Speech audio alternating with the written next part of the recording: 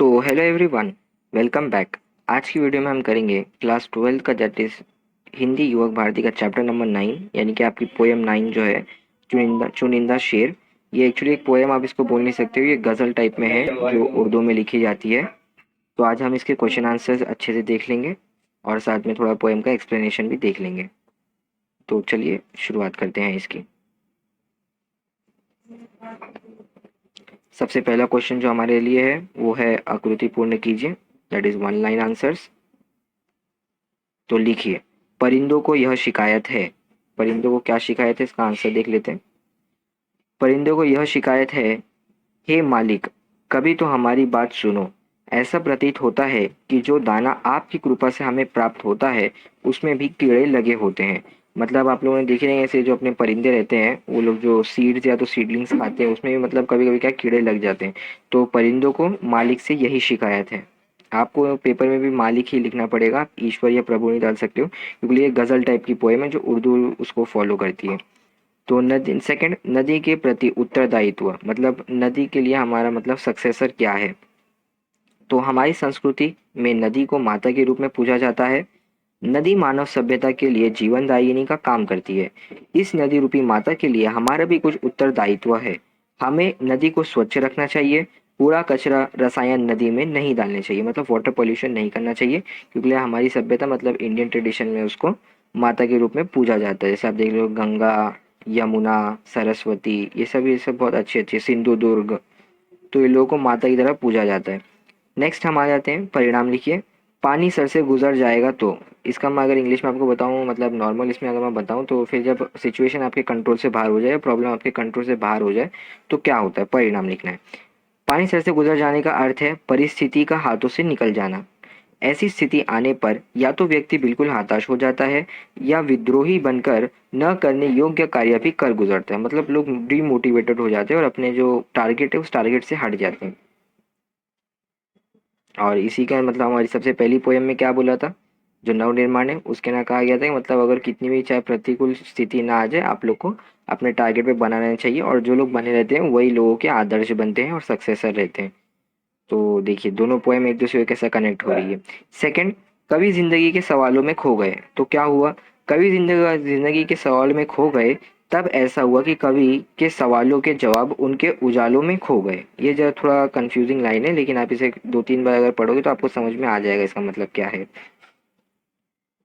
पाठ में आए चार उर्दू शब्द और उनके हिंदी अर्थ लिखिए। सबसे इंपॉर्टेंट क्वेश्चन जो आपके बोर्ड एग्जाम के लिए रह सकता है, इंग्लिश में भी और हिंदी में भी, इन दोनों में। मतलब ऐसे टाइप के क्वेश्चन अगर गजल आ गई तो पक्का मैं बोल रहा हूँ आपको ऐसे क्वेश्चन आएंगे कि उर्दू हिंदी या तो हिंदी उर्दू, मतलब आपको या तो वर्ड दिया रहेगा और पूछेगा कि बताओ पैराग्राफ, मतलब जो हमारी पोएम दी गई है इसके अंदर उर्दू वर्ड कौन सा यूज हुआ है, या तो आपको बोलेगा कि आप दोनों आप खुद ही से ढूंढ के लिखो। और इंग्लिश में भी ऐसा ही हो सकता है कि मतलब एक वर्ड दिया रहेगा और आपको पूछेगा बोले कॉन्टेक्स्ट में इसके जगह पे यूज हुआ वर्ड कौन सा रहेगा।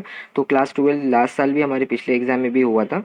क्लास 12 के इंग्लिश का बोर्ड एग्जाम में जो मैंने दिया था उसके अंदर भी ऐसा इंग्लिश में क्वेश्चन आया था, खास तौर से कि मतलब बैंक रप्टेसी, मतलब एक मतलब होता था वो वर्ड का, पैराग्राफ में यूज हुआ था, रतन टाटा सर का वो आया था हमें अनसीन पैसेज में, और हमें उसका ही लिखने का था। लेकिन मोस्ट ऑफ द पीपल, सब लोग को रॉन्ग ही गया था, मेरा भी रॉन्ग ही गया था, क्योंकि इतना बड़ा पैराग्राफ था उसमें से ढूंढ के आंसर लिखना मतलब बहुत बड़ी बात हुई थी। तो इसलिए इन क्वेश्चंस को प्लीज़ आप रेफर कर लीजिए। कोई चार ही नहीं है बल्कि पोएम में और भी रहेंगे, तो आप नेट पे भी उनका मीनिंग सर्च करके देख सकते हो जिनको उर्दू नहीं आती हो या कम आती हो। चलिए देख लेते हैं, पार्ट में चार उर्दू शब्द और उनके हिंदी अर्थ लिखिए। आंसर देख लेते हैं, खुशबू, सुगंध, परिंदे, पक्षी, ख्वाब, स्वप्न, जिंदगी, जीवन।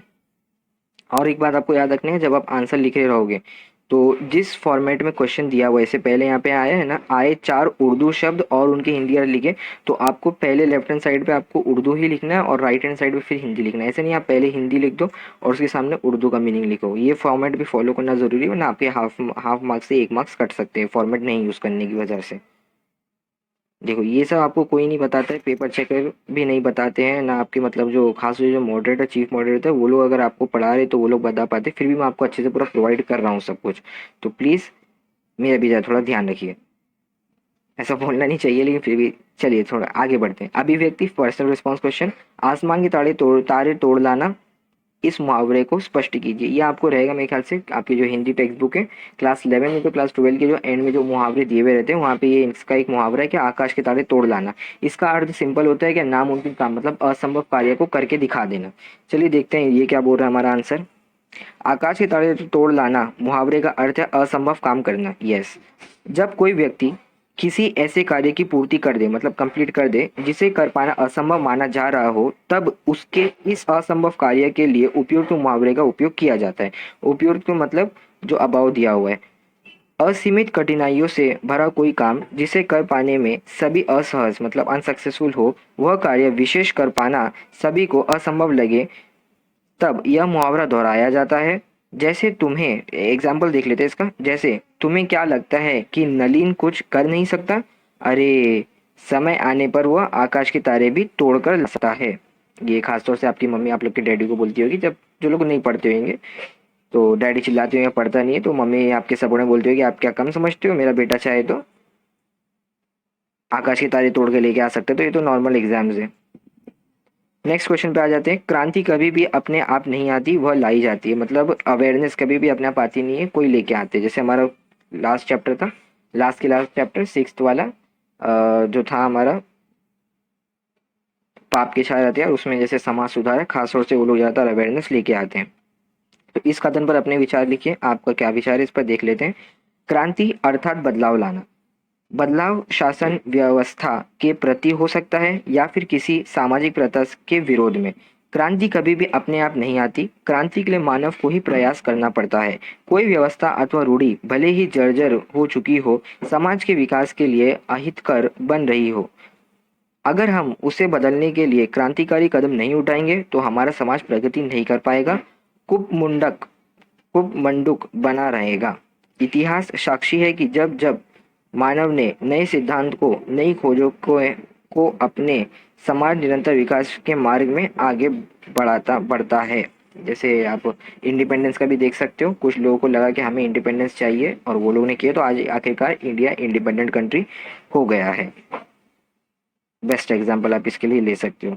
सेकेंड आंसर ओके, रसास्वादन। ये आपको मैं नेक्स्ट वीडियो में इसका अच्छे से डिटेल एक्सप्लेनेशन प्रोवाइड कर दूंगा। आप लोग के लिए इंस्टाग्राम का एक ऐड आ गया था। नेक्स्ट क्वेश्चन आ जाते हैं। साहित्य संबंधी सामान्य ज्ञान, जो आप लोग को सभी को रेफर करना चाहिए। तो जो हमारे कैलाश सेंगर जी की प्रसिद्ध रचनाओं के नाम लिखिए। जो हमारे चुनिंदा शेर के जो पोएट है उनका नाम है कैलाश सेंगर।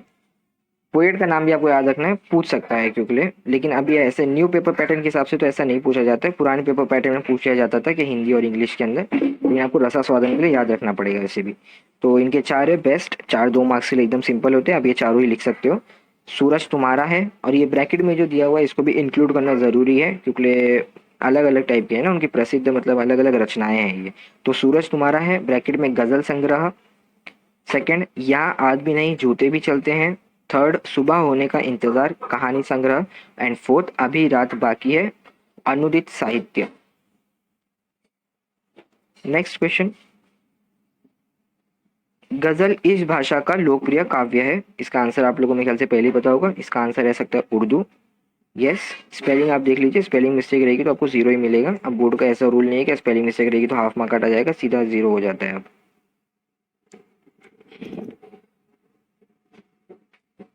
ओके, तो ये अब आ गया आपका ग्रामर मतलब सामान्य भविष्य भविष्य मतलब काल आ गया आपका, वर्तमान काल, भूतकाल एंड भविष्य काल। तो